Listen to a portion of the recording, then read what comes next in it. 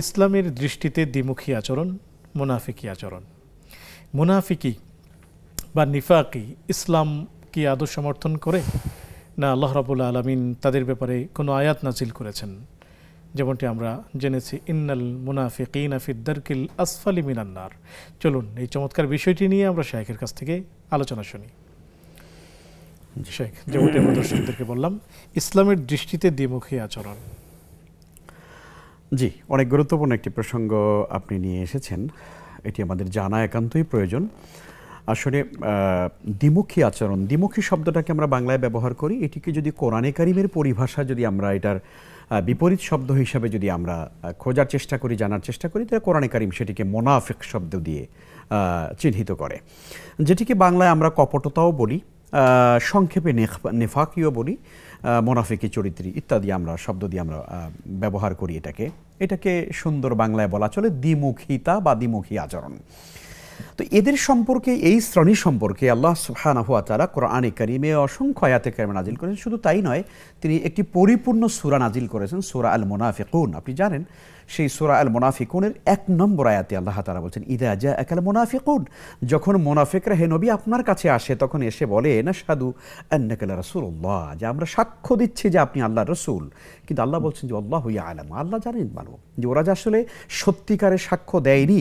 ওরা আপনার সামনে এসে বলে যে আমরা আপনাকে রাসূল হিসেবে গ্রহণ করে দিয়েছি, আল্লাহর উপর বিশ্বাস করেছি, কিন্তু আল্লাহ তাআলা বলেন যে প্রকৃত অবস্থাটা কি সেটি আমি আল্লাহ ভালো জানি। ওরা কিন্তু আসলে মূলত ঈমান আনেনি। কোরআন কারীমের সূরাতুল বাকারার শুরুতে যদি আপনি দেখেন, সেখানে আল্লাহ তাআলা পরিষ্কার করে বলেছেন, ফি কুলুবিহিম মারাদুন ফাযাদাহুমুল্লাহু মারাদা। আল্লাহ বলছেন ওদের অন্তরের ভিতরে ব্যাধি রয়েছে এবং আল্লাহ তাআলা ওদের ব্যাধিকে আরও বৃদ্ধি করে দিয়েছেন। আর এই শ্রেণীটা হলো মূলত মুনাফিক শ্রেণী, যারা মানুষের সামনে এসে এক কথা বলে আর মানে তাদের পেছনে গিয়ে অন্য কথা বলে।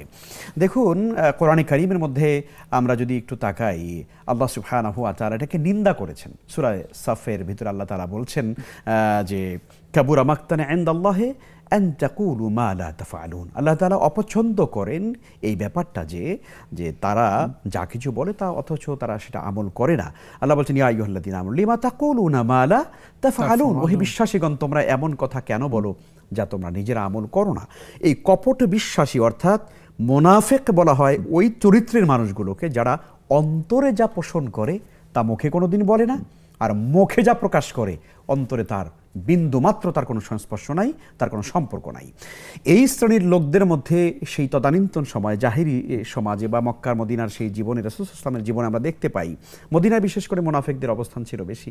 সেখানে একজন ব্যক্তিকে আমরা চিহ্নিত করি, ইতিহাস তাকে চিহ্নিত করে রাইসুল মুনাফিকিন, মুনাফিক সর্দার বলে, আব্দুল্লাহ ইবনে উবাই ইবনে সালুল, যে রাসূল সাল্লাল্লাহু আলাইহি ওয়াসাল্লামের পেছনে গিয়ে একদম ফার্স্ট কাতারে গিয়ে নামাজ পড়তো, বিশাল জুব্বা আব্বা কাব্বা লাগিয়ে বিশাল পাগড়ি পরিধান করে রাসূলের পেছনে নামাজ পড়তো। রাসূলের সামনে গিয়ে বলতো, মুহাম্মদ আমি আপনার সঙ্গে আছি, হে আল্লাহ রাসূল আমি আপনার সঙ্গে আছি, আপনার খুব প্রশংসা করি, আপনার মতো ভালো মানুষ হয় না। কিন্তু যখন সে মসজিদ থেকে বেরিয়ে যেত, তখন সে কাফেরদের সঙ্গে, ইহুদিদের সঙ্গে সে হাত মিলাতো। সেখানে গিয়ে বলতো যে আসলে মুহাম্মদকে শুধুমাত্র আমি কি করেছি, বুঝ দিয়েছি, আমি একটু মানে তাকে একটু মোটামুটি একটু তার সামনে থাকা তো দরকার, এই জন্য তাকে একটা বুঝ দিয়েছি, বা তাকে একটু আমি সামনে গিয়ে সম্মান দেখিয়ে আসলাম, আসলে আমি তো তোমাদের সঙ্গেই আছি। ইন্নামা নাহনু ইন্নামা মাআকুম, কোরআন কারীমে সূরা বাকারার মধ্যে আল্লাহ সুবহানাহু ওয়া তাআলা বলছেন যে ওয়ামিনান নাসি মান ইয়াকুলু আমান্না বিল্লাহি ওয়া বিল ইয়াউমিল আখির ওয়া মা হুম বিমুমিনিন ইউখাদিউনাল্লাহ ওয়াল্লাযীনা আমানু ওমা ইয়াখদাউনা ইল্লা আনফুসাহুম ওমা ইয়াশউরুন। আল্লাহ তাআলা এই আয়াতগুলোর মধ্যে কিন্তু এই কথাগুলোই বলছেন যে ওরা কিন্তু ঈমানদারদেরকে কি করতে চায়, ওরা ধোঁকা দিতে চায়। আল্লাহ বলছেন যে না, ওরা নিজেরাই নিজেদেরকে ধোঁকা দিচ্ছে। তো এই আব্দুল্লাহ ইবনে উবাই ইবনে সালুলের চরিত্রটাই ছিল এই, রাসূলকে সামনে এসে বাহাবা দিত আর পেছনে গিয়ে মুনাফিকদের সঙ্গে হাত মিলিয়ে ইসলামের ক্ষতি করা, মুসলমানদের ক্ষতি করা, মুসলিম উম্মাহকে পৃথিবী থেকে নিশ্চিহ্ন করে দেওয়ার জন্য যত রকমের ষড়যন্ত্র ছিল, সমস্ত ষড়যন্ত্র আব্দুল্লাহ ইবনে উবাই ইবনে সালুল সে করেছে। আপনাকে মনে রাখতে হবে, ইসলামে কাফেরদের সম্পর্কে যতটা বেশি আল্লাহ তাআলা সতর্কবাণী উচ্চারণ করেছেন, মুশরিকদের সম্পর্কে আল্লাহ তাআলা যতটা বেশি বাণী উচ্চারণ করেছেন, অন্যান্য জাতি সম্পর্কে যতটা বেশি আল্লাহ তাআলা সতর্ক উচ্চারণ, তার চাইতে বেশি ভয়াবহতা এবং আল্লাহ তাআলা ধমক দিয়েছেন এবং জাহান্নামের চূড়ান্ত স্থান নির্ধারণ করে দিয়েছেন এই মুনাফিকদের সম্পর্কে। কারণটা কি? কারণটা হচ্ছে একজন কাফেরকে চেনা যায়, সে কাফের, একজন মুশরিককে চেনা যায় মুশরিক, একজন ইহুদিকে চেনা যায় ইহুদি, কিন্তু একজন মুনাফিককে চেনা যায় না, কারণ সে মুসলিমদের ভেতরেই, মুসলমানদের সমাজের ভেতরেই, মুসলমানদের সোসাইটির ভেতরেই সে ইসলামের সদ্দাবরণে সে কিন্তু মুনাফিক হিসেবে কিন্তু সে বসবাস করে এবং ইসলামের গোড়া কেটে সে আগায় পানি ঢালে। এই জন্য আল্লাহ তাআলা বলছেন ইন্নাল মুনাফিকিনা ফিদ দারকিল আসফালি মিনান নার, মুনাফিকে যারা, কপট বিশ্বাসী যারা, এরা জাহান্নামের সবচেয়ে নিম্ন স্তরে তারা অবস্থান করবে। এই মুনাফিকদের মূল চরিত্রই হচ্ছে এরা মানুষকে যা কিছু তারা বলবে, আশ্বাস দেবে, করবে তার সম্পূর্ণ বিপরীত। দেখুন, বিখ্যাত হাদিসটি না বললে আজকের আলোচনা পরিপূর্ণতা পাবে না।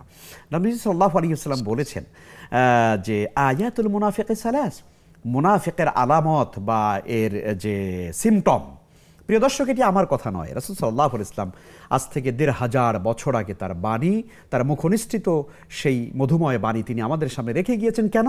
যাতে করে উম্মাহ কিয়ামত পর্যন্ত যত বড় সংকটে সমস্যায় পড়বে, মুসলিম উম্মাহ যত বড় বিপদে পড়বে, তখন বিপদে পড়ার পরে তারা মুনাফিকদেরকে তারা চিহ্নিত করবে এবং তাদের কাছ থেকে তারা নিজেদেরকে বাঁচাবে, উম্মাকে বাঁচাবে, জাতিকে তারা রক্ষা করবে।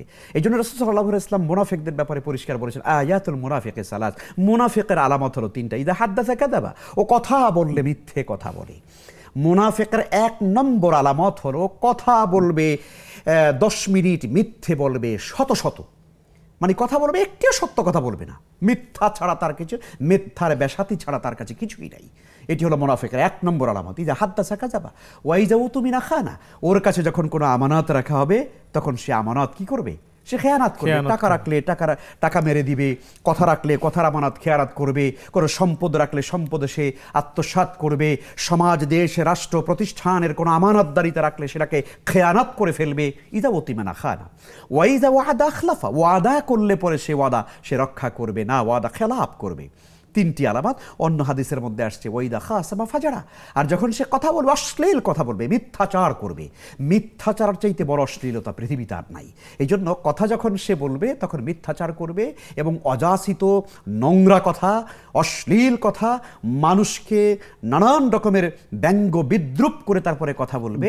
রাসূল সাল্লাল্লাহু আলাইহি ওয়াসাল্লাম বলেন এই ৪টা হচ্ছে, এই ৪টা যার মধ্যে দেখবে অন্য হাদিসের মধ্যে সুন্দর ইবারাত এসছে কানা মুনাফিকান খালিসা, তাকে একবার নির্ভেজাল মুনাফিক, টাটকা মুনাফিক। মানে এই চরিত্রগুলো যাদের মধ্যে আছে, কথা বললে মিথ্যে কথা বলে, আমানত রাখলে খেয়ানত করে, ওয়াদা করলে খেলাফ করে, আর যখন কথা বলে তখন সে অশ্লীল কথা বলে, মিথ্যাচার করে এবং মানুষকে ব্যঙ্গাত্মক করে কথা বলে। নবীজি বলছেন এই চরিত্রগুলো যার মধ্যে আছে, যে বা যার মধ্যে আছে, কানা মুনাফিকান খালেসা, সে হলো নির্ভেজাল টাটকা মুনাফিক। অতএব এই চরিত্রগুলো যদি আমাদের মধ্যে থাকে তাহলে আমরা মোমেন হতে পারবো না। আর মোমেন যে ব্যক্তি হতে পারবে না, মুনাফিকের খাসলাত যার মধ্যে থাকবে, আল্লাহ তাআলার ওই আয়াতে কারিমার পরিপ্রেক্ষিতে সে জাহান্নামের সর্বনিম্ন স্তরে সে চলে যেতে হবে।